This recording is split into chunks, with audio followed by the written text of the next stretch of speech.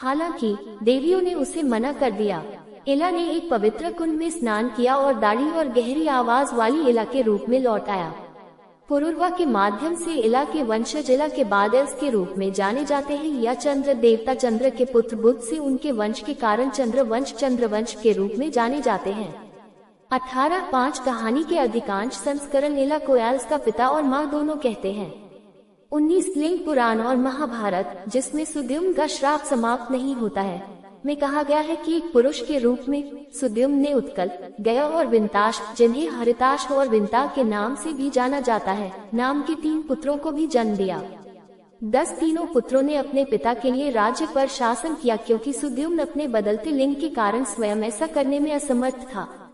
पुत्रों और उनकी रियासतों को सौद्युम्न कहा जाता है। उत्कल, गया और विंताश ने क्रमशः उत्कल देश, गया और उत्तरी कुरु सहित पूर्वी क्षेत्रों पर शासन किया। 20-21 कुल पुरोहित वशिष्ठ की सहायता से सुद्युम्न ने पूरे राज्य पर पुनः नियंत्रण प्राप्त कर लिया। उसके बाद पुरुरवा ने शासन संभाला। मत्स्य पुराण में इला को महिला या किंपुरुष बनने के बाद वंचित कर दिया गया था। इला के पिता ने इला सुद्युम्ना के 3 बेटों को नजरअंदाज करते हुए अपनी विरासत सीधे पुरुरवा को दे दी। पुरुरवा ने प्रतिष्ठानपुर, वर्तमान इलाहाबाद से शासन किया, जहां इला उनके साथ रही। 9:22 रामायण कहती है कि पुरुषत्व में लौटने के बाद इला ने प्रतिष्ठान पर शासन किया, जबकि उनके पुत्र शिशुबिंदु ने बहलीक पर शासन किया।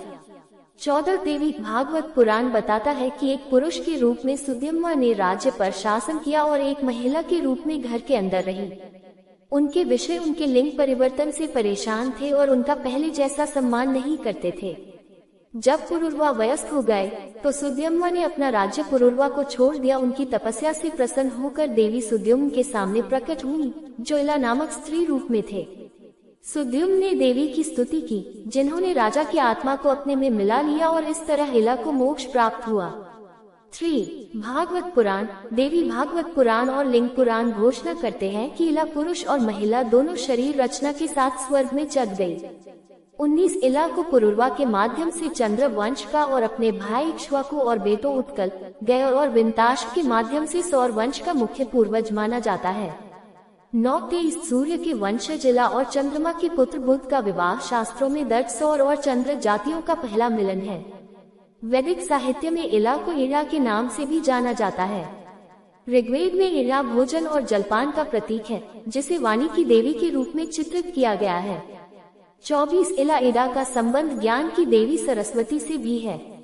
6 ऋग्वेद में इला इडा का कई बार उल्लेख किया गया है, ज्यादातर अप्रीसूक्त नामक भजनों में। उनका उल्लेख अक्सर सरस्वती और भारती या माही के साथ किया जाता है और पुरुरवा को उनका पुत्र बताया गया है।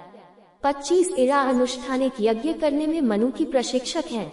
वेदों के भाष्यकार साइन के अनुसार वह पृथ्वी की अध्यक्षता करती हैं।